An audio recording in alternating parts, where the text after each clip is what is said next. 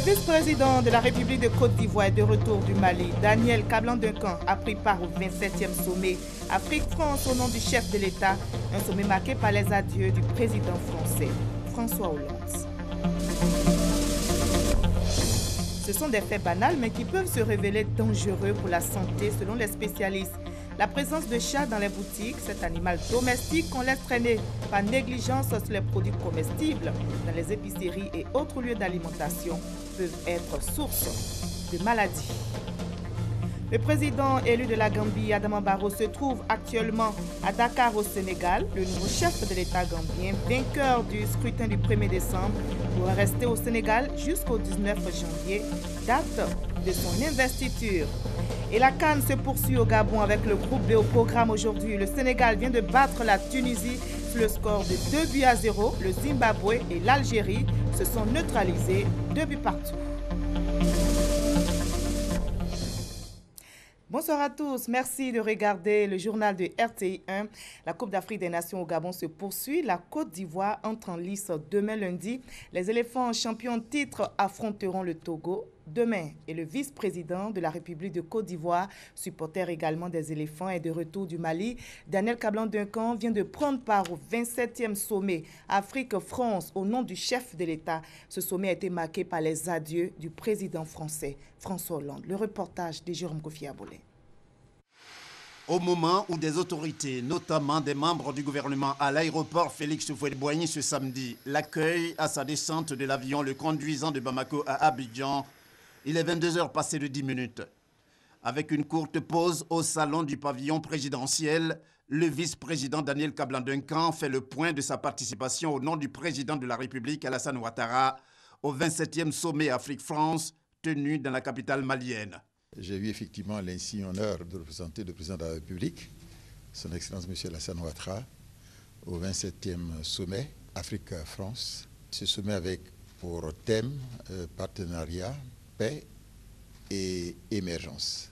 Il a donc été convenu qu'il y a d'abord des efforts endogènes propres aux États, notamment avec la bonne gouvernance, des problèmes donc de réforme économique et structurelle et sectorielle. Disons que l'augmentation des ressources internes, malgré la situation qu'on connaît au niveau du Mali, ils ont fait des efforts extraordinaires et c'était un excellent sommet. Ce 27e sommet Afrique-France, le dernier du président François Hollande, a été l'occasion pour les dirigeants africains de rendre un hommage appuyé au chef de l'État français dans le cadre de ses actions contre le terrorisme. S'agissant de Daniel Kablan-Duncan, le rendez-vous de Bamako lui a permis d'effectuer son premier déplacement à l'étranger en sa qualité de vice-président de la République de Côte d'Ivoire. Et justement, Daniel Kablan-Duncan, nouvellement nommé vice-président de la République de Côte d'Ivoire, va prêter serment demain. La cérémonie aura lieu à 10h à la salle des pas perdus du palais présidentiel. La mise en place débutera à 7h30 et prendra fin à 9h30 précises. Pendant ce temps, les passations de charges se poursuivent dans les différents ministères. Le ministre sortant, Adama Tongara, a passé la main à son successeur Thierry Tano, le nouveau ministre du Pétrole, de l'Énergie et du Développement des énergies renouvelables, a pris officiellement fonction cette semaine, comme le rapporte Lansene Bakayoko et Mahama Traoré. Sur le segment des hydrocarbures, 22 contrats de partage de production signés, 2 découvertes sur les champs Saphir et Capitaine. Au niveau de l'électricité, c'est 2000 MW de puissance installée, un sentiment du devoir accompli pour le ministre sortant. La plupart des graines que nous avons semées ici sont tombées dans la terre fertile et donc ne peuvent produire que de bons fruits. Je pars en vous laissant dans de très bonnes mains pour des victoires plus grandes. Émerveillé par cet héritage administratif de son prédécesseur, Thierry Tano, le ministre entrant, entend lui garder la trajectoire. Je compte bien continuer le travail du ministre afin que nous arrivions à travailler et à continuer l'œuvre qui a été commencée par mon grand frère, le ministre Tunkara. L'achèvement du barrage de Soubré fait partie des principaux chantiers de Thierry Tano. Il a obtenu son baccalauréat en 1980. Le nouveau ministre du Pétrole, de l'Énergie et du Développement des énergies renouvelables, Thierry Tano, a un parcours exceptionnel. Mais que retenir de sa carrière? Je vous invite à découvrir l'homme avec Lansana Bakayoko et Mama Traoré. Thierry Tano a commencé sa carrière à Paris chez Cooper & Lybrand, devenu PricewaterhouseCoopers. En 1990, il rentre en Côte d'Ivoire et travaille brièvement à la commission bancaire de l'UEMOA, avant de rejoindre en 1991 comme consultant la direction des études et contrôle des grands travaux, DCGT, devenu plus tard le Bureau national d'études techniques et de développement BNET. Diplômé Harvard en 1994, Thierry Tano entre à la SFI, à Washington, en août de la même année. Il devient le directeur Afrique le 1er juillet 2006 avant d'être nommé 2 ans plus tard vice-président Afrique subsaharienne, Amérique latine et Europe de l'Ouest. Avec lui, la SFI a désormais son premier vice-président noir et les institutions de Bretton Woods, leur premier vice-président opérationnel africain francophone. Le 23 décembre 2011, Thierry Tano est nommé directeur général de Cobank Transnational Incorporated en remplacement du Nigérien Arnold Ekpe. Le 12 septembre 2014, il intègre le secrétariat général de la présidence de la République de Côte d'Ivoire. Et depuis le 11 janvier, il est le tout nouveau ministre du pétrole, de l'énergie et du développement des énergies renouvelables. Marié, Thierry Tano est né le 21 avril 1962 à Abidjan. Portrait dressé par Lansana Bakayoko et Mamadou Kouassi. Vous l'avez donc remarqué, l'actualité politique ivoirienne a été très dense cette semaine. Une actualité marquée par 6 grands actes majeurs, entre autres élections du président de l'Assemblée nationale, mise en place du nouveau gouvernement au niveau politique comme militaire. De grandes décisions ont été prises. On fait maintenant le décryptage de ces 6 actes majeurs de la semaine avec Adama Koné. Jamais la météo politico-militaire n'a été autant mouvementée en si peu de temps qu'en ce début d'année 2017. En moins de 72 heures, la Côte d'Ivoire a enregistré des changements de taille à la tête d'institutions capitales. Retour sur les faits. Acte 1, tout commence le lundi 9 janvier dans la matinée avec la nomination de nouveaux chefs à la tête des forces armées de Côte d'Ivoire, de la gendarmerie nationale et de la police nationale. Acte 2, toujours ce lundi matin, la démission du Premier ministre Daniel Kablan-Duncan et de son gouvernement, ouvrant du coup la voie aux députés ministres pour se rendre à l'hémicycle dans l'après-midi qu'avec une seule casquette, celle de député. Toute chose qui permet d'enregistrer le 3e fait majeur de la journée du 9 janvier. Acte 3, l'élection du président de l'Assemblée nationale. Guillaume Soro remplit au perchoir de l'Assemblée nationale de Côte d'Ivoire. Mais les députés se redonnent rendez-vous le lendemain matin. Acte 4, mardi 10 janvier. C'est avec son statut de représentant du peuple que l'ancien Premier ministre Daniel Kablan-Duncan est nommé vice-président de la République de Côte d'Ivoire, le premier du genre. L'acte 5 se déroule en fin d'après-midi de ce mardi 10 janvier. Celui qui venait de lire les communiqués de la démission du gouvernement et de la nomination du vice-président, le secrétaire général de la présidence Amadou Gon Coulibaly, quitte son poste pour s'installer dans le fauteuil de Premier ministre, devenant le premier responsable de la primature. L'acte 6 se devine aisément, la formation du nouveau gouvernement, dernier élément du puzzle politique de la semaine, intervenant le mercredi 11 janvier 2017. Voilà, c'était le résumé de l'actualité politique ivoirienne marquée cette semaine, vous l'avez vu, par 6 actes majeurs. Un résumé d'Adama Koné, rédacteur en chef de la rédaction. Ce sont des faits banals, mais qui peuvent se révéler dangereux pour la santé selon les spécialistes. La présence de chats dans les boutiques, vous l'avez aussi remarqué. Cet animal domestique qu'on laisse traîner par négligence sur les produits comestibles dans les épiceries et autres lieux d'alimentation peuvent être source de maladies. La situation aujourd'hui est décriée par les consommateurs, comme nous l'expliquent Guillaume Zéré et Malika Coulibaly. Dans cette boutique, on peut appeler ces chats les gardiens du temple, employés pour traquer les souris voleuses. Le chat, on l'amène pour les souris, puisque les souris percent les sacs de riz, les farines, les laits en poudre. Comme dans cette épicerie, ce sont plusieurs autres commerçants qui se servent des chats pour protéger leurs marchandises. Une pratique efficace au revers inimaginable. Moi, j'ai trop élevé les chats. C'est à cause de ça que je ne peux pas garder chat encore. Parce que chat, quand tu mets dans une boutique là, ça vient une maladie pour donner ça aux gens. Il y a des fois, il fait tch, tch. Donc ça là, il peut prendre ça dans un bonbon ou bien un biscuit, il veut manger, les enfants ils vont prendre. On ne sait pas où maladie est sortie pour trouver les enfants.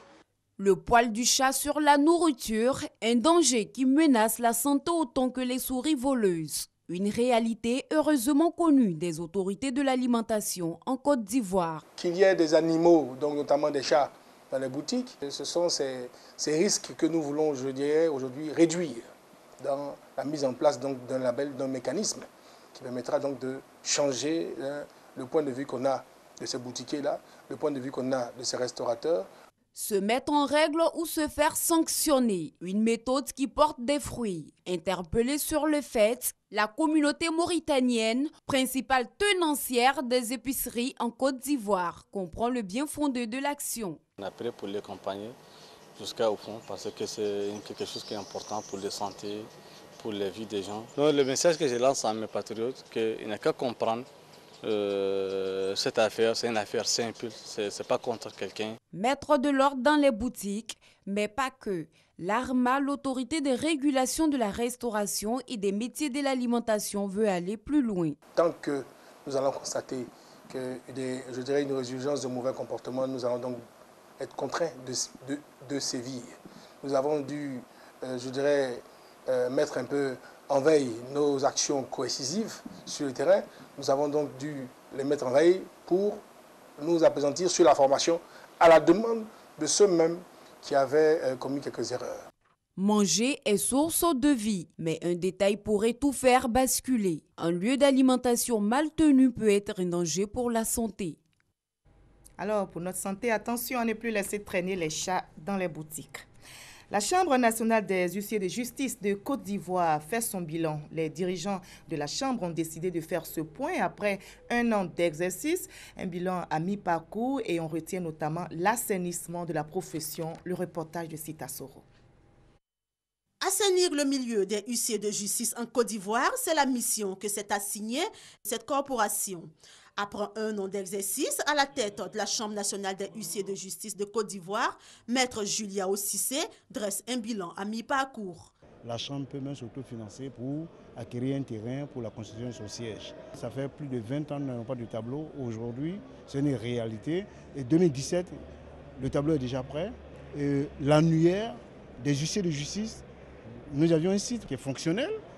L'annuaire, ça vous permettra de connaître tous les huissiers de leur situation géographique sur tout le territoire national. Des perspectives, notamment au niveau de la formation, afin de donner un nouveau visage à la corporation qui a longtemps fait l'objet de désordre et de méconnaissance. Présente à cette rencontre des huissiers ivoiriens, la France. La profession étant en pleine mutation dans ce pays, elle est venue partager son expérience avec la Côte d'Ivoire. On ne peut pas s'improviser huissier de justice, ce sont c'est un métier technique et qui nécessite beaucoup de connaissances précises. Je suis venu pour expliquer un petit peu la situation en France et l'évolution de notre profession. Et c'est vrai qu'un des points majeurs de la loi Macron, la loi du 6 août 2015 en France, a été de créer une nouvelle profession de commissaire de justice. La Côte d'Ivoire compte près de 300 huissiers de justice. Ils sont incontournables dans les décisions de justice. C'est une innovation à l'Institut national polytechnique Houphouët-Boigny de Yamoussoukro. Bientôt, des pilotes seront formés dans cet institut pour les compagnies aériennes de la sous-région. Pour mettre en place cette école d'aéronautique, l'INPHB bénéficiera d'expertise de l'école française de formation de pilotes en ligne d'Airways College. Un partenariat vient d'être signé, nous dit Michel Digré. C'est un accord qui donnera certainement des ailes à l'Institut national polytechnique Félix Houphouët-Boigny.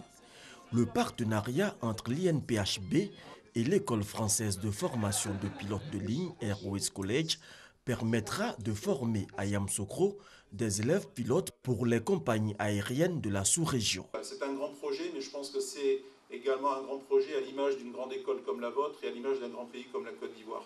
Et je pense qu'on met tous les ingrédients sont là pour vraiment réussir et faire de cette école, je dirais, une vitrine de la formation aéronautique en Afrique. La réalisation de cette ambition nécessitera un soutien décisif de notre pays, car cela exigera des investissements relativement lourds, à savoir l'aménagement et l'équipement de l'aéroport de Yamoussoukro en termes de construction de hangars pour parquer les aéronefs, l'acquisition de matériel adapté, notamment des simulateurs, des avions pour les stages pratiques et les outils de maintenance. Le projet nécessitera aussi le recrutement d'instructeurs qualifiés. La première promotion de 15 pilotes a déjà effectué la formation théorique à Yamoussoukro et parachève la formation pratique à Airways College en France. Dès leur retour, ils voleront pour la compagnie aérienne ivoirienne. Notre objectif ou notre vision, c'est qu'on souhaite transmettre une passion. Et s'il y a une chose qu'on souhaite réaliser, c'est qu'il y a des milliers de jeunes Africains qui ont demain leur bureau dans le ciel.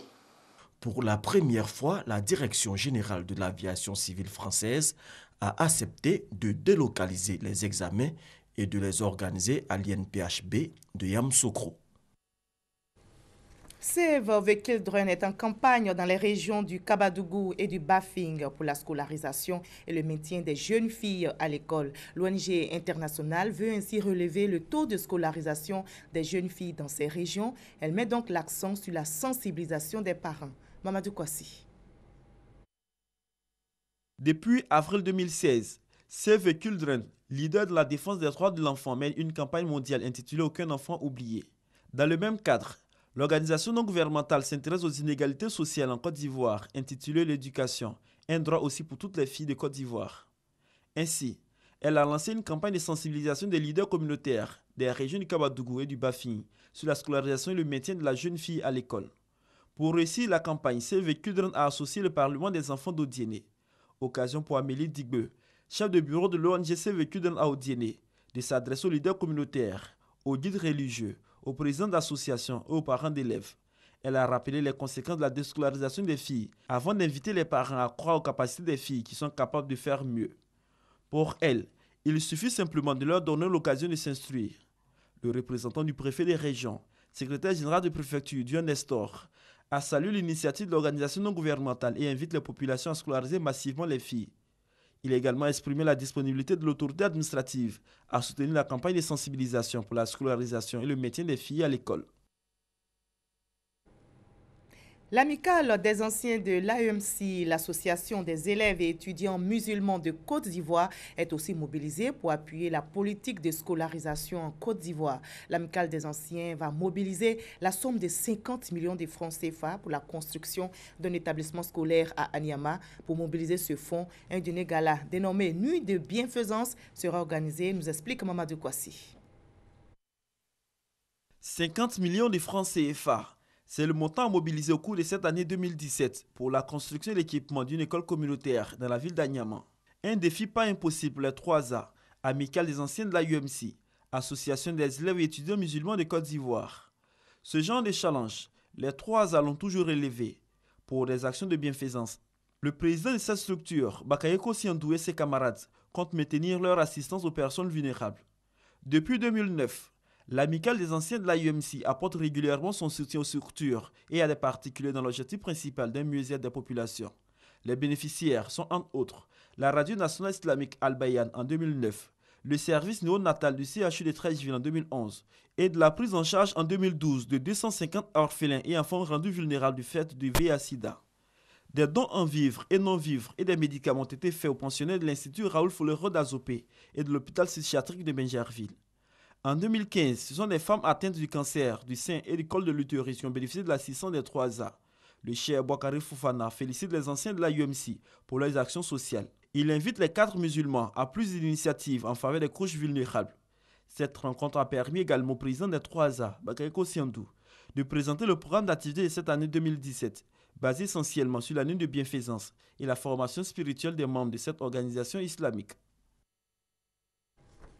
Nous nous rendons maintenant dans l'Ouest ivoirien pour voir comment se porte le parc national de Taï. Selon le comité local de gestion, ce parc se porte très bien. Les organes de gestion ont bien fonctionné durant toute l'année 2016. Mais pour mieux protéger le parc de Taï, un parc d'environ 5360 km², d'importantes mesures ont été prises en cette année. Le comité local de gestion réuni à San Pedro recommande notamment le renforcement de la surveillance, l'acquisition du matériel pour une meilleure préservation de la plus importante forêt tropicale de la zone ouest africaine. Chrétiens catholiques, ils ont décidé de terminer l'année 2016 en effectuant un pèlerinage en Israël. Ces pèlerins ivoiriens ont visité plusieurs sites historiques. Ce voyage en Israël a permis à tous ces pèlerins de se ressourcer, nous explique Thérèse Tapeyoboui. Capharnaüm était un village de pêcheurs. C'était le village de Simon-Pierre, l'ami de Jésus. Les ruines de sa maison et la synagogue où Jésus prêchait restent encore visibles. Le lac Tibériade, où l'on parle de la pêche miraculeuse. Sur ce lac, l'ambiance était à la fête. Une manière pour dire merci au chef de l'État pour ce cadeau fait aux Ivoiriens pour ce pèlerinage. C'est un plaisir renouvelé pour moi en tant que chrétien de venir ici en Israël sur les pas du Christ. Quand ça ne marche pas, on pense que parce qu'on est chrétien, tout doit marcher. Non, tout doit marcher parce qu'on croit à Dieu. Et là où on ne s'attend pas, Dieu agit pour nous. La mer morte, un phénomène unique au monde. Elle a reçu également la visite des pèlerins. Et depuis plusieurs années, je rêvais d'être en Israël. Et ce rêve s'est réalisé. Le fait de voir la mer morte. Et nous sommes maintenant sur le site de la mer morte. Nous sommes très contents de toucher du doigt cette eau qui naturellement, où la vie n'y est plus, assez de sel. L'église de la Visitation est à En-Karem, ville de la Judée. Elle commémore la rencontre de Marie et de sa cousine Élisabeth. Ensuite, cap a été mis sur l'église de toutes les nations ou encore la basilique de l'Agonie. Sa construction a bénéficié des financements de plusieurs nations. Dans cette basilique se trouve le rocher de l'Agonie sur lequel Jésus a prié avant son arrestation. Les ruines de la piscine de Bethesda, qui a vu la guérison du paralytique après 38 ans d'attente. Auparavant, à Jérusalem, les pèlerins ivoiriens ont fait le chemin de croix en souvenir de la passion du Christ, jusqu'à la basilique du Saint-Sépulcre qui renferme la tombe du Christ. Aujourd'hui, dimanche, jour de culte pour les fidèles chrétiens, l'église Deima de Zougoussi, dans le département de Toumoudi, a inauguré sa grotte mariale. Les fidèles chrétiens ont été invités à cultiver les valeurs d'amour et de paix. C'est un récit de Franck Quadio.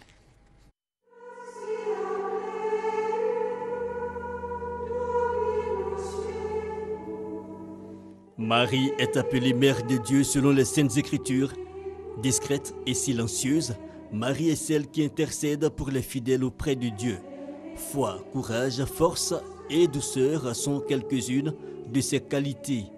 Ayant donc compris l'importance de la Vierge Marie, l'église Deima de Zougoussi dans le département de Toumoudi se dote d'une grotte mariale. Désormais, les fidèles de ce village pourront aller se recueillir pour confier leurs intentions à la Vierge Marie. Nous sommes ici pour réitérer nos expressions de vénération à l'égard de la Vierge Marie, Mère de Dieu, Mère de l'humanité.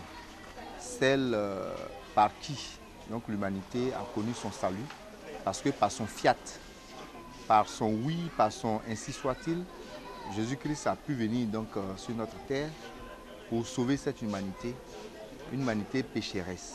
Cette cérémonie est très capitale. Et je souhaite qu'à l'avenir, il y ait beaucoup de grottes mariales au sein de l'église d'Ima. Il faut révolutionner la chose. L'inauguration de cette grotte a donné lieu à un culte d'action de grâce, amour, charité, paix, patience, autant de vertus que les chrétiens doivent cultiver. Témoignages, exhortations, louanges ont été quelques temps forts de cette célébration. En Côte d'Ivoire, l'église d'Ima est implantée dans 12 régions. L'église évangélique des Assemblées de Dieu de Tabou était en fête. Cette église vient d'organiser une convention pour mieux s'approcher de Dieu. Une procession dans la rue de la ville de Tabou pour marquer cette première convention de l'église des Assemblées de Dieu de cette localité. Les fidèles venus de toute la région de San Pedro pour commémorer cet instant. Le retour certain de Jésus-Christ est le thème de cette activité qui a réuni un millier de fidèles chrétiens, tous engagés à œuvrer pour la paix en Côte d'Ivoire et à renforcer davantage leur foi. Le pasteur Yannickez, orateur principal, a invité les participants à rester dans l'avènement du Seigneur. À cet effet, il a fait comprendre à son auditoire que le retour de Jésus est imminent, à travers les nombreux signes qui se manifestent de nos jours, tout en appelant à une prise de conscience véritable. Pendant 2 jours, ces fidèles ont eu droit à une formation religieuse, des enseignements bien appréciés par les participants. Le pasteur Abdoulaye Kamara a donné aux chrétiens les moyens d'affermir en permanence leur foi face à l'évolution débridée de la société. Après cette convention, les fidèles comptent investir toute la région de San Pedro pour une implantation véritable de l'église des Assemblées de Dieu dans tous les villages et hameaux. C'était un commentaire de Mamadou Kouassi. Dans l'actualité sportive, la CAN 2017 qui a démarré depuis hier au Gabon, les éléphants champions titre font leur entrée dans le jeu demain. Ils affronteront le Togo, mais quelles sont leurs chances dans cette compétition? La question a été posée à Yo Martial, ex-directeur technique des éléphants et vainqueur de la CAN 92 au Sénégal. Il était l'invité du magazine du dimanche au journal de 13h. Présenté par Hamza Diaby. Voyons un extrait de leur entretien. Je pense qu'il ne faut pas se focaliser sur quelqu'un qui n'est pas là. Ceux qui sont là, il faut leur faire confiance et leur donner une confiance totale. Mais on peut y croire dans la mesure où nous avons aujourd'hui une équipe qui a fait presque sans faute pendant tout le parcours.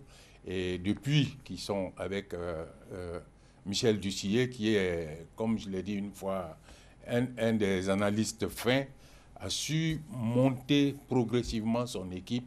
Et la force de cette équipe aujourd'hui, c'est que le bloc équipe est très soudé. Le bloc équipe étant soudé, nous avons vu les grands derniers matchs contre le Maroc 0-0 à Casa et contre la France 0-0 en France. Et pour dire que ce qui était encore plus difficile, c'est que cette défense, même très basse, a réussi à contenir l'adversaire, malgré les Giroud et autres qui ont tenté, malgré tout, à percer cette défense. La défense a su tenir. Il manquait le côté des attaquants. Aujourd'hui, nous avons pu résoudre cela. Nous avons vu nos différents matchs amicaux, avec le dernier match où nous avons pu marquer 3 buts. Et je crois que ça doit nous donner beaucoup d'espoir dans la mesure où cette équipe, les joueurs commencent à réussir beaucoup plus dans le pressing de l'adversaire et dans un retour des défenseurs qui se regroupent bien ensemble et qui repartent bien ensemble. Et je crois qu'il faut qu'on croise les doigts. Et on reste dans la ferveur de la CAN qui se poursuit bien sûr au Gabon. Le groupe B était au programme aujourd'hui et le Sénégal a battu la Tunisie sur le score de 2-0. Revoyons ensemble les buts de cette rencontre. Face à Matlouti, deuxième pénalty dans cette Coupe d'Afrique des Nations et contre-pied, comme tout à l'heure le Zimbabwéen avait dans le petit filet. Ensuite Akaishi qui va frapper, belle frappe du gauche, très puissante. Diallo était dessus, mais ça aurait peut-être été compliqué s'il y avait eu un rebond avant. Aliou Cissé qui demande à ses joueurs de communiquer. Le corner pour le Sénégal, elle a la tête d'Mbodji. Magnifique. Avant ce match, le Zimbabwe et l'Algérie se sont affrontés. Les deux équipes se sont neutralisées. 2 buts partout. Le résumé de Sébastien Ouignet. Rencontre rythmée et riche en actions de but. La première précision est venue du meilleur joueur africain, Ryan Mahrez. C'est lui qui ouvre le score à la 12e minute pour l'Algérie. Le Zimbabwe pratique un football assez technique et volontaire. L'égalisation ne tarde pas. Mahachi marque pour le Zimbabwe. Ils vont très vite sur cette action. Belkiter ne peut que commettre la faute. Penalty pour le Zimbabwe. Mouchekou se joue de Mboli, le portier algérien. L'Algérie a souffert, mais obtient tout de même l'égalisation. Le but porte le nom de Riyad Mahrez. 2-2, le Zimbabwe entend réserver des surprises dans la poule B. Et on croise les doigts pour notre pays. La Côte d'Ivoire entre en jeu demain. Les éléphants champions en titre affronteront, je rappelle, le Togo à 16h GMT. L'artiste ivoirienne Marie-Louise Asseux a effectué son dernier voyage. Elle a été inhumée hier, loin des projecteurs et des siens. Affectée par sa disparition, Marie-Louise Asseux, appelée encore Malou, repose désormais en paix auprès de ses ancêtres à Aféry, dans le département d'Akoupé. C'est un témoignage de Franck Quadio. Après la veillée artistique à Cocody, la levée du corps à Trècheville et la dernière veillée à Aféry, son village, l'heure des adieux à Marie-Louise Asseux. Sur cette place, son village lui rend hommage. En renfort, le collectif des artistes compagnons de scène de Marie-Louise, chanteurs et comédiens.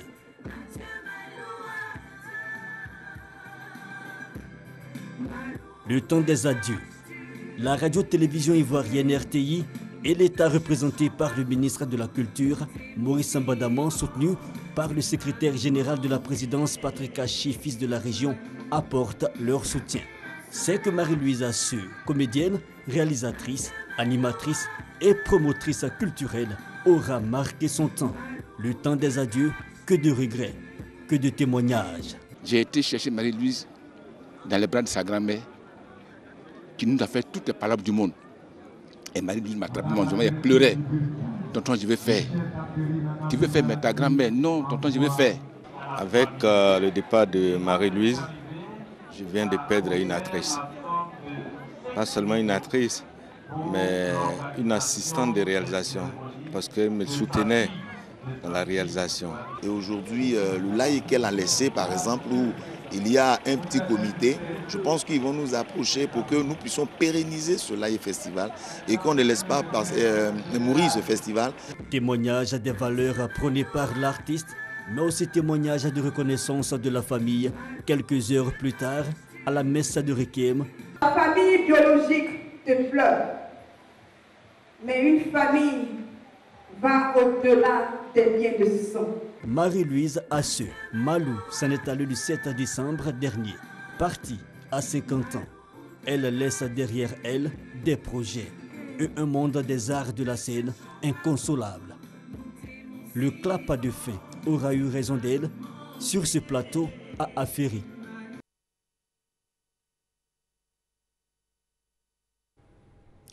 Et ainsi va la vie, le monde de la culture a donc perdu une grande dame, une grande artiste. Je vous propose le reste de l'actualité internationale dans le 7 sur 7. Qu'est-ce qui a marqué l'actualité dans le monde cette semaine? Le tour du monde en 7 jours est proposé par Gabriel Zani.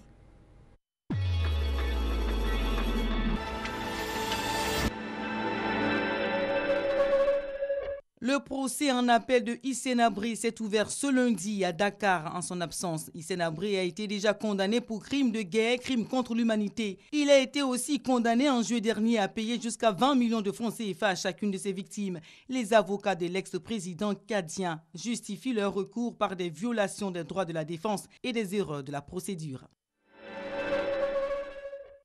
Barack Obama a prononcé mardi à Chicago son dernier discours en tant que président. Le 44e président des États-Unis a choisi Chicago pour dire adieu à un pays qu'il a dirigé pendant 8 ans. C'est aussi là qu'il doit construire sa première bibliothèque, un édifice que doit fonder tout président une fois son mandat terminé. Barack Obama cédera officiellement sa place à Donald Trump le 20 janvier prochain à l'occasion de la traditionnelle cérémonie d'investiture du nouveau chef de l'État.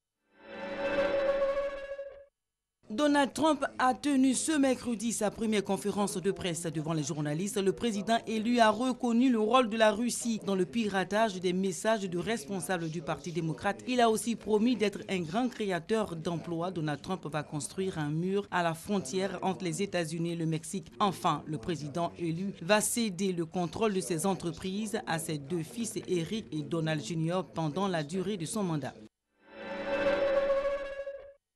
La primaire de gauche s'est ouverte ce jeudi avec le premier des 3 débats télévisés. Pour ce grand oral, les 7 candidats ont planché sur les questions économiques, sociales, régaliennes et sur la laïcité. Des divergences de points de vue ont été notées entre eux, mais les candidats sont restés réservés. Le but, donner une bonne image de la gauche. Ce premier débat n'a pas fait bouger les lignes. Arnaud Montebourg, Benoît Hamon, Manuel Valls restent les favoris selon les observateurs. Ouverture ce vendredi du 27e sommet Afrique-France à Bamako, la capitale malienne. Durant 2 jours, une quarantaine de chefs d'État africains et François Hollande, le président français, ont abordé la question de la sécurité et du terrorisme. Ils ont aussi évoqué les crises politiques dans plusieurs pays, notamment en Gambie, dont le président élu Adama Barrow a été invité à participer au sommet. La Coupe d'Afrique des Nations CAN 2017 s'est ouverte ce samedi avec le match entre le Gabon, pays organisateur, et la Guinée-Bissau qui participe pour la première fois à la phase finale du tournoi. Une rencontre soldée par un nul, un but partout. Après le nul entre ces 2 pays, les Burkinabés et les Camerounais se neutralisent à leur tour, un but partout. Adama Barrow est à Dakar depuis ce dimanche à la demande d'Hélène Johnson-Sirleaf, présidente du Libéria et présidente en exercice de la CEDEAO. Une demande faite à Macky Sall, le président sénégalais, en marge du sommet Afrique-France tenu à Bamako au Mali. Le président élu gambien Adama Barrow, auquel Yaya Jammeh, président sortant, refuse de céder le pouvoir, sera investi le 19 janvier. Nul ne sait pour l'heure si Adama Barrow sera investi à Dakar au Sénégal ou à Banjul en Gambie.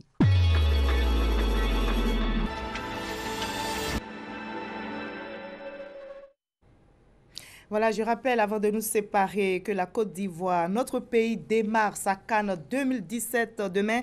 Les éléphants champions titre affronteront le Togo à 16h GMT. C'est la fin de ce journal, vous l'avez compris, ce journal supervisé par Christelle Menant.